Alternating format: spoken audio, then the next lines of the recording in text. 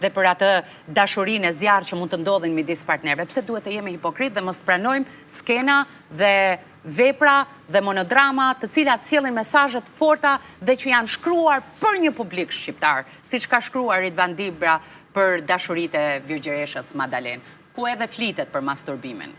Faleminderit shumë, Ariola, për përgjigjet. Faleminderit shumë. Se mos u bëra shumë dramatike se nga... Jo, jeni shumë pasionante, kështu që e kuptojmë, ju njohim. Do të kalojmë në një moment tjetër. Kam në dorë një letër. Ta lexojon. Okej. Nga kush është? Ajo nuk e di. Nuk e din.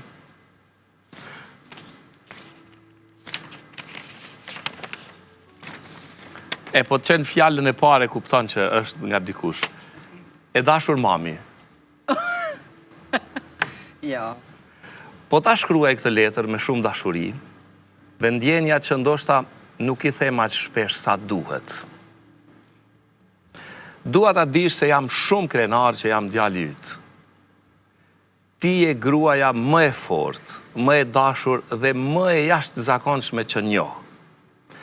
Çdo ditë më mëson me shembullin tënd, me përkushtimin, durimin dhe sakrificat që ke bërë për mua. Ka raste kur ndoshta nuk jam treguar aq i kujdesshëm, kur ndoshta të kam mërzitur apo nuk të kam kuptuar. Për ato momente dua të të kërkoj falje.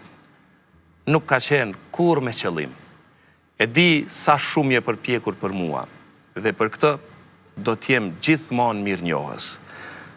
Faleminderit që ke qenë gjithmonë aty, në çdo hap të jetës sime, në çdo ditë të mirë apo të vështirë.